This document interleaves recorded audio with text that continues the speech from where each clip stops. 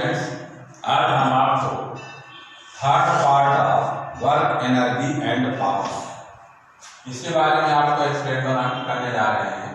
Last 2 video में हमने क्या किया, concept of work and about work explain किया।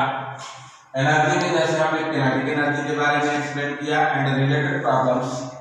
यहाँ पर आपको पोटेंशियल एनर्जी के बारे में बताने जा रहे हैं। एक्चुअल पोटेंशियल एनर्जी क्या होती है? किसी ऑब्जेक्ट के पोजीशन जब वो कांस्टेंट पोजीशन में रहता है तो जो इंक्लूडेड एनर्जी उसके शेप और उसकी पोजीशन के कारण जो एनर्जी इंक्लूड होती है वो पोटेंशियल एनर्जी के नाम से जानी जाती है। अब यहाँ पर आप इसको कैसे एक्सप्लेन करोगे? एक्चुअली एमजीएच होती है। एमजीएच का तात्पर्य जैसे आप कहोगे वेक्टर में, जैसे एम जो है मॉस हो गया, जी आपका ग्रेविटेशनल फोर्स हो गया, एच उसकी हाइट हो गई। अब see here the energy caused by an object by virtue of its position और कॉन्फिगरेशन। इसका मीनिंग ये हो गया कि कोई एनर्जी जो किसी ऑब्जेक्ट में उसकी पोजीशन और उसके शेप के कारण जो एनर्जी उसमें इंक्लूड होती है इज कॉल्ड पोटेंशियल एनर्जी। आगे the energy caused by an object by virtue of its position or configuration is called a potential energy. Examples of body possessing potential energy. First जैसे हमने बोला due to position, तो example potential energy due to position. First, a limited weight and it can do work when it falls down under gravity. जब किसी object को आप उठा देते हैं तो जो एनर्जी उसमें सेट होती है यानी इंक्लूड रहती है वो पोटेंशियल एनर्जी होती है। जब आप उसको ड्रा करते हैं तो पोटेंशियल एनर्जी आपका मैकेनिकल इलेक्ट्रिक किनेटिक एनर्जी में जो चेंज होती है, ये जैसे आपका इसका एग्जांपल हो गया कि limited weight and it can do work when it falls down under gravity. Second आपका हो गया वाटर स्टोर्ड इन रिजर्वोयर्स। ये जैसे आपका क्या होता है इलेक्ट्रिसिटी के अकॉर्डिंग इसकी एनर्जी जो स्टोर एनर्जी रिजर्वर्स वगैरह में जो रहती है वो आपको प्राप्त होती है। नेक्स्ट, कॉन्फ़िगरेशन के कारण जो एनर्जी होती है उसका जो एग्जांपल्स आपका हो गया a coil spring in case of a watch, a toy और अ gramophone. When the coil springs uncoils, it does work by rotating the hands of the watch, setting the toy in motions or straight the gramophone disc. And second, compressed gas in a cylinder. When the compressed gas changes its configuration, यानी जब expand की जाती है तब ये work होती है। और स्ट्रेच वो जैसे आप जब धनुष को स्ट्रेच करते हैं, when the bow is released, it is able to shoot the arrow with a large velocity. कहने का मीनिंग ये हो गया जब एनर्जी स्टोर रहती है तो वर्क के लिए किस तरह से निहित होती है, ये आप इसके बारे में बताने जा रहे हैं। अब हम इसी से रिलेटेड पोटेंशियल एनर्जी से रिलेटेड जैसे अब हम फर्स्ट बताने जा रहे हैं, फर्स्ट टॉपिक कि potential energy of an object at a height. Potential energy किसी हाइट में रखे हुए ऑब्जेक्ट में किस तरह से आपका इंक्लूड होती है, इसके बारे में now we are going to study. अब हाइट पर पोटेंशियल एनर्जी को कैलकुलेट करने के लिए आपने क्या किया, एक ऑब्जेक्ट लिया जो फर्स्ट पोजीशन यानी प्रीमियम इसका फर्स्ट पोजीशन आपका ए है जो ग्राउंड स्टेटस पर है, या हाइट पर आप जब ले जाते हैं तो उसकी फाइनल पोजीशन बी है। अब आपको बी पर कैलकुलेट करना है कि what will be potential energy at the height h। So see let an object has a mass m। आपने क्या चूज किया, यदि किसी ऑब्जेक्ट का मास इस माध्यम है, then a force that is called the weight W equal to mg। अब यहाँ पर हाइट एच पर जो एक फोर्स अप्लाई होगा नीचे की ओर वर्क करेगा वो होगा मास इनटू ग्रेविटेशनल फोर्स। ये सेकंड लॉ ऑफ न्यूटन है, या फिर से यहाँ पर दिया आपका ग्रेविटेशनल फोर्स है जो नीचे की ओर वर्क करेगा वर्टिकली डाउनवर्ड्स, जहां पर हमने एरो से डिनोट किया है। When to move this object upwards from A to B, जब आप इसको ऊपर की ओर ले जाएंगे तो एक फोर्स आपको अप्लाई करना पड़ेगा इसमें। Through a distance h we must apply the force F upwards, ऊपर की फोर्स अप्लाई करना पड़ेगा जिसका वैल्यू क्या होगा F equal to mg. It is also due to second law of gravitational force. Then work done by the force F, that is work equal to force into displacement. Here F is the height, is also known as distance. Force into distance, and by the second law of Newton we know that F is equal to ma. It means here F is equal to mg. Putting the value of F is equal to mg, then we get W is equal to mgh in first equation, and this work is done on the object which changes its position is called the gravitational potential energy, and hence is known as potential energy EP is equal to work done by on the object. So W EP is equal to W, and the value of W from first equation is mgh. It is the gravitational potential energy formula you will know.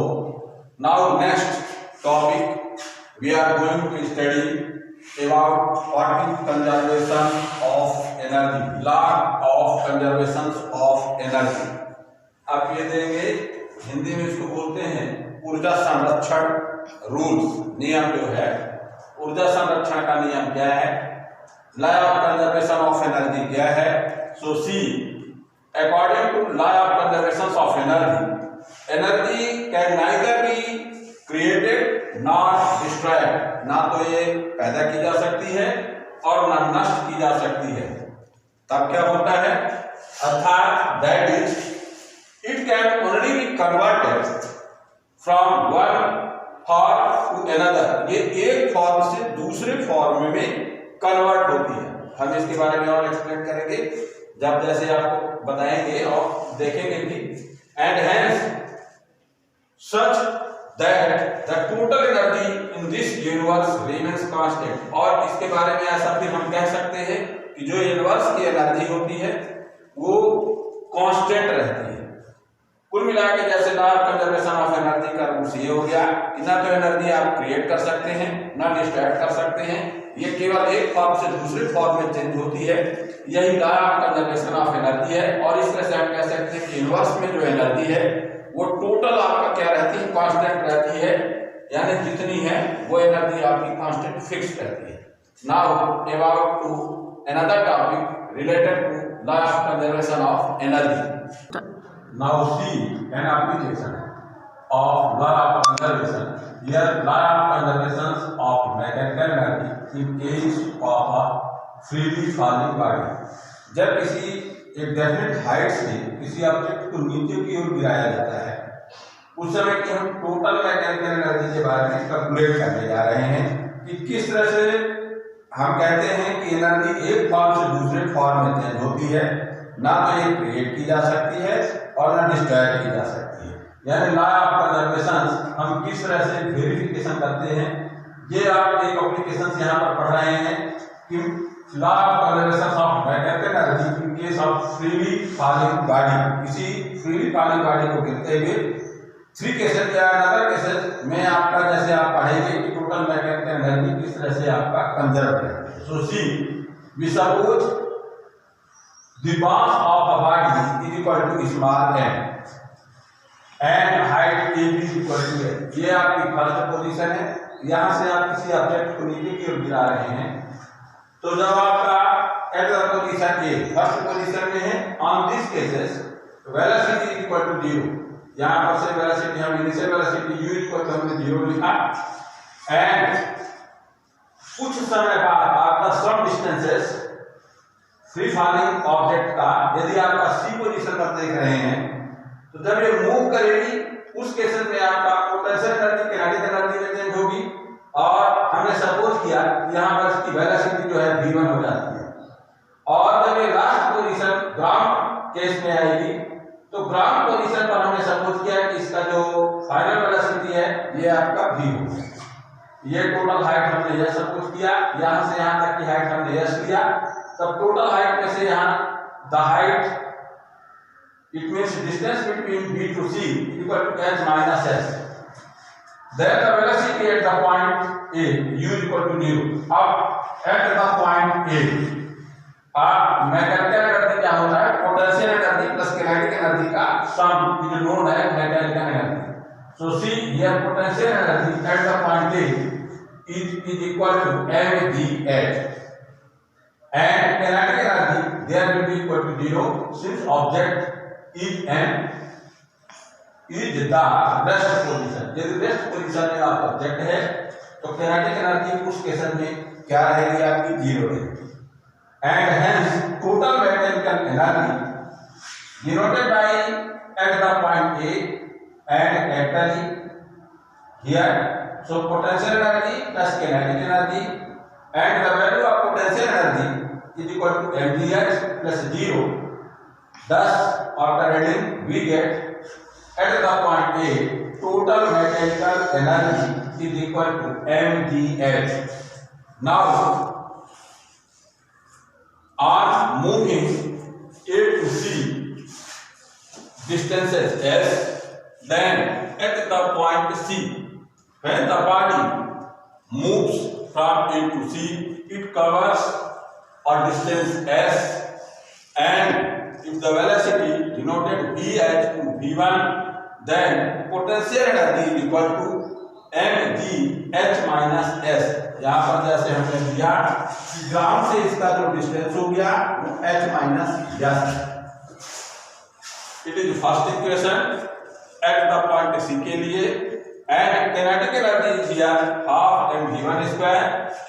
Then the value of V1 in form of gravitational force and distance from third equation law of motion से हम क्या जानते हैं कि v square equal to 2as plus u square. It means v square equal to u square plus 2as.